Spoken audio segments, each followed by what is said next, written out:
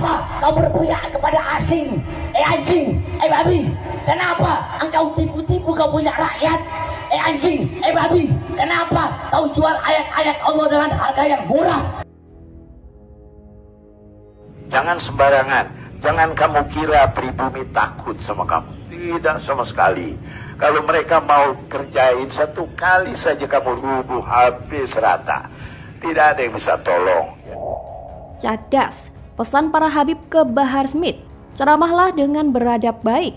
Diketahui Bahar Smith ceramah teriak anjing dan babi. Kelakuan Habib Kadrun gak ada akhlak. Cucu Nabi pun menangis melihat ini. Ditulis oleh tim redaksi jurnal, dikutip dari berbagai sumber. Tuh ya. Nah, saya juga minta Bahar bin Smith kalau ceramah berakhlak yang baik, ya. Jangan kamu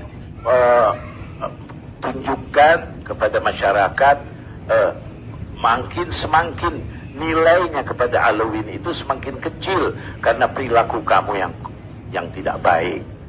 Halo, kembali berjumpa dengan suara Fani Bakri di channel Media 45. Beredar potongan video ceramah Bahar Smith yang meneriakkan soal babi dan anjing yang jual ayat. Video itu pun dapat respon menyentil dari Muhammad Guntur Romli. Diketahui dari video ceramah Bahar Smith yang diunggah ulang oleh Guntur Romli. Terlihat Bahar Smith yang duduk di sebuah mimbar terdengar berteriak lantang menyebut babi dan anjing yang doyan menjual ayat. Unggahan itu kemudian direspon Guntur Romli. Ia menyayangkan isi ceramah yang disuarakan Bahar Smith tersebut lantaran menyebut-nyebut nama babi dan anjing. Menurutnya, babi dan anjing tidak bersalah lantaran tak pernah melakukan keburukan seperti yang dituduhkan. Padahal, anjing dan babi tidak pernah melakukan keburukan-keburukan seperti yang dituduhkan. Kicaunya. Bahkan kedua hewan itu juga tak pernah memaki seperti Bahar Smith. Tak hanya itu, publik pun turut menyayangkan ceramah dari Bahar Smith tersebut. Habib Abu Bakar bin Hasan Al-Atas Az-Zabidi, tokoh publik salah satunya yang menyampaikan pesan nasihat untuk Habib Bahar bin Smith. Dia meminta agar pemuka agama berambut pirang itu segera memperbaiki caranya berdakwah. Bagi Habib Abu Bakar, cara Bahar bin Smith berceramah justru menyusutkan nilai-nilai kebaikan yang hendak ia sampaikan. Pasalnya, Bahar Smith kerap memakai kata-kata kasar dalam menyampaikan dakwah. Menurut Habib Abu Bakar, cara itu sama sekali tidak berakhlak. Peringatan keras Habib Abu Bakar disampaikan dalam sebuah ceramahnya melalui unggahan video di kanal YouTube Pondok Pesantren Jamiatul Ikhwan dengan judul Permohonan Maaf Habib Abu Bakar ke Zuriyah Wali Songo dan Pribumi. Dalam petikan video tersebut, Habib Al-Abu Bakar memberikan nasihat kepada Habib Bahar bin Smith dan Habib Hanif Al-Atas agar menunjukkan akhlak yang baik dalam berceramah. Selain itu, ia juga meminta agar keduanya tidak sembarangan terhadap para pribumi. Dia mengatakan masyarakat pribumi sama sekali tidak takut kepada mereka. Jadi dalam berceramah mereka perlu berhati-hati. Dia menegaskan jika masyarakat pribumi terlanjur sakit hati, maka efeknya jelas sangat berbahaya. Untuk itu dia kembali mengingatkan mereka agar segera membenahi akhlak mereka yang menurut Habib Abu Bakar masih berantakan. Sebenarnya orang-orang tertentu yang disebut Habib karena memiliki 3 sifat utama. Pertama, ia keturunan Nabi Muhammad SAW.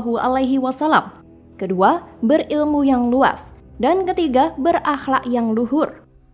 Gelar Habib adalah gelar yang diberikan kepada seseorang yang merupakan keturunan Nabi Muhammad SAW. Gelar Habib juga untuk menunjukkan kemuliaan orang yang memilikinya. Seperti Najwa Shihab yang menguraikan arti Habib di mata Quraisy Shihab. Habib artinya dicintai dan mencintai. Jadi tidak cukup kalau hanya dicintai, tapi harus mencintai juga. Tidak punya kedengkian, harus selalu rahmat, selalu terbuka pada perbedaan.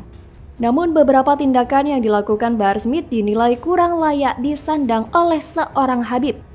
Masyarakat tidak memungkiri bahwa Bahar Smith adalah keturunan Nabi Muhammad SAW. Namun melihat perilakunya beliau, masyarakat tampaknya mulai enggan untuk menyematkan gelar Habib di depan namanya. Tentu kita sudah mengetahui tingkah Bahar Smith dari dulu hingga sekarang. Dengan perangainya yang kasar dan perkataannya yang juga kasar, tindakannya yang cenderung anarkis menjadi pengacau bagi persatuan. Ceramah-ceramahnya cenderung berisi kasar dan menebar kebencian. Bahar bin Smith tidak layak disebut sebagai tokoh agama yang terhormat. atau pendakwah, mengingat kata-katanya kerap menyesatkan dan provokatif. Jadi, bagaimana kalau menurut Anda? Mereka maksa pokoknya untuk AHY mendampingi Anies. Bukan memaksa-maksa harus kemudian Mas AHY, bukan dalam konteks itu. Konteksnya adalah kalau melihat hasil survei, ini banyak masyarakat yang masih ragu, Mas Anies ini maju atau tidak gitu. Kan belum deklarasi bersama gitu ya. 3 kasus perubahan membawa koalisi Anies Baswedan ke jurang kegagalan. Ambyar. Ditulis oleh tim redaksi jurnal, dikutip dari berbagai sumber. Itulah kenapa disebut koalisi ketiga partai ini adalah koalisi rapuh, karena nggak ada yang dominan di antara mereka bertiga. Dan kalau satu saja partai tidak jadi berkoalisi, maka mereka dianggap tidak layak mencalonkan seorang presiden. Halo, kembali berjumpa dengan suara Fani Bakri di channel Media 45. Surya Paloh dan oligarki pendukung Anies dipastikan akan pusing 7 keliling. Diduga hal ini karena kasus-kasus yang melilit Nasdem dan partai koleganya. Hingga koalisi perubahan pun terancam bubar. Senada dengan itu, pegiat media sosial Jusnul Khotimah pun mengungkap 3 kasus yang diduga membuat perubahan dari kelompok bakal capres koalisi perubahan untuk persatuan Anies Baswedan sudah tidak bisa diharapkan lagi. Pertama, Sony Setiadi yang merupakan salah satu pendiri kelompok relawan Anies Baswedan, yaitu Bale Anies, ditetapkan sebagai tersangka dalam kasus dugaan suap Wali Kota Bandung, Yana Mulyana. Kedua, mantan Menkominfo sekaligus Sekjen Nasdem, Johnny G. Plate, ditahan Kejaksaan Agung atau Kejagung karena terlibat dalam kasus korupsi BTS yang merugikan negara sekitar 8 triliun rupiah. Dan yang terbaru, politikus Partai Nasdem yang juga Ketua Komisi 7 DPR RI, Sugeng Suparwoto, diadukan ke Bareskrim Polri dan Mahkamah Kehormatan Dewan atau MKD DPR RI atas dugaan pelecehan seksual secara verbal oleh perempuan berinisial A yang merupakan bekas anggota DPR RI periode 2014 sampai 2019. Sementara itu, kini koalisi pengusung Anies sedang dilanda cekcok, yaitu antara Partai Demokrat dan Nasdem mengenai calon wakil presiden. Bendahara Umum DPP Partai Nasdem, Ahmad Sahroni, sempat menuding bahwa Partai Demokrat ngotot agar ketua umum mereka yakni Agus Harimurti Yudhoyono harus mendampingi Anies Baswedan bertandang di Pilpres 2024. Ketua Bapilu Partai Demokrat Andi Arief sontak membantah tudingan keras Ahmad Sahroni itu. Andi pada Jumat 9 Juni 2023 menegaskan bahwa pihaknya tidak pernah memaksakan AHY sebagai cawapres Anies Baswedan. Andi mengingatkan bahwa Partai Demokrat setuju untuk menyerahkan keputusan cawapres kepada capres sesuai dengan piagam koalisi. Meskipun telah membantah, fakta bahwa goyahnya koalisi perubahan memang tidak bisa dibantah. Ini yang menarik, bukannya solid antar partai koalisi ini, malah saling adu mulut. Bahkan perang terbuka antara Partai Nasdem dan Partai Demokrat yang beributkan soal calon wakil presiden dari baca pres Anies Baswedan ini. Koalisi Perubahan untuk Persatuan atau KPP ini memang sedang tidak solid. Meskipun banyak yang bilang bahwa koalisi ini solid, kenyataannya Partai Demokrat terus mendesak Anies untuk menjadikan AHY sebagai cawapresnya. Sedangkan Nasdem mengklaim Demokrat akan keluar dari KPP jika AHY tak dipilih Anies. Situasi ini menarik karena bikin penasaran seperti apa jadinya drama politik dari koalisi perubahan yang sejak awal memang seperti dibentuk agar tidak menjadi koalisi yang solid. Agak lucu memang koalisi yang satu ini, karena biasanya koalisi partai itu kan dibuat agar saling melengkapi dan semakin kuat menatap hajatan besar Pilpres 2024 nanti.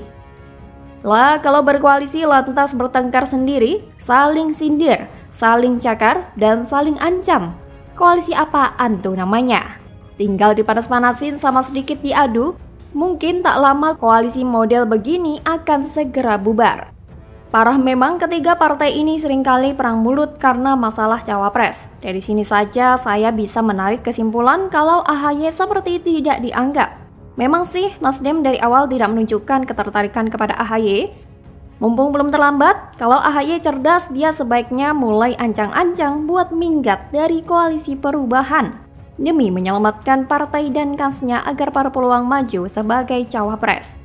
Jika nantinya koalisi gagal terbentuk pun, AHY masih bisa bergabung dengan koalisi lain seperti Gerindra, yang setidaknya akan membuat citra AHY dan Demokrat tidak seburuk kalau memaksakan diri tetap berada di barisan bersama Nasdem dan PKS. Jadi, mau bagaimanapun juga sebelum koalisi perubahan solid, ada kemungkinan Nasdem atau Demokrat yang akan keluar dari koalisi perubahan. Bagaimana kalau menurut Anda?